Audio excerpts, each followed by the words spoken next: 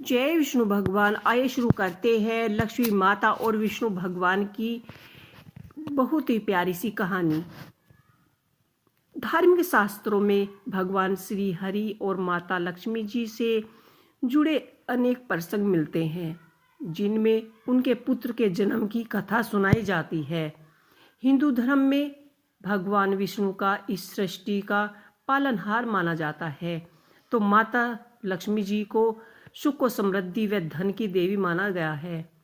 धार्मिक शास्त्रों में भगवान श्री हरि और माता लक्ष्मी जी से जुड़े अनेक प्रसंग मिलते हैं, जिसमें उन अनेक पुत्र का जिक्र भी किया जाता है।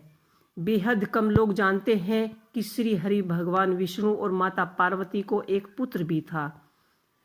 भगवान विष्णु व माता लक्ष्मी की यह पौराणिक कथा है। विष्णु जी ने दिया था माता लक्ष्मी जी को श्राप।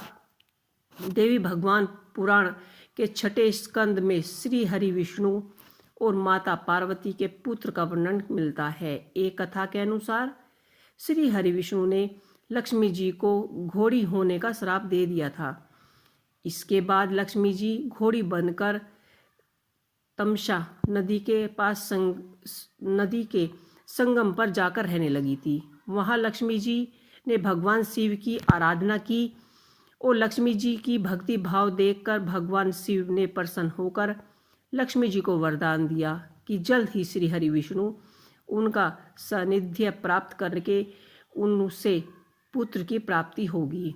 इसके बाद भगवान शिव ने अपने चित्र रूप को विष्णु जी के पास भेजा और चित्र रूप ने भगवान विष्णु जी से कहा कि लक्ष्मी जी से भेंट करें।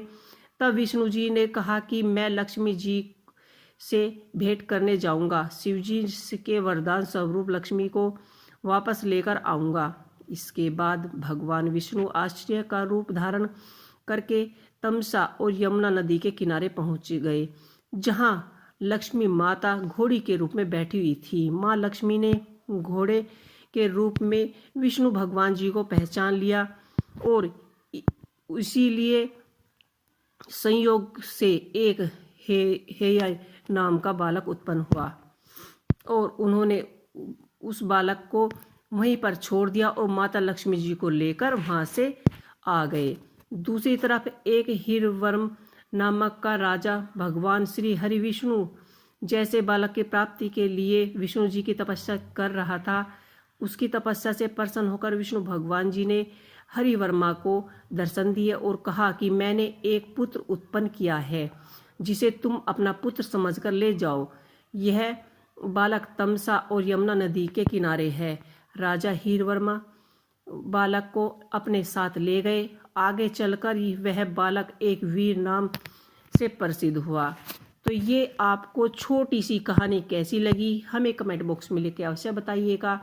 इसी के साथ जय श्री हरि विष्णु भगवान, जय लक्ष्मी माता।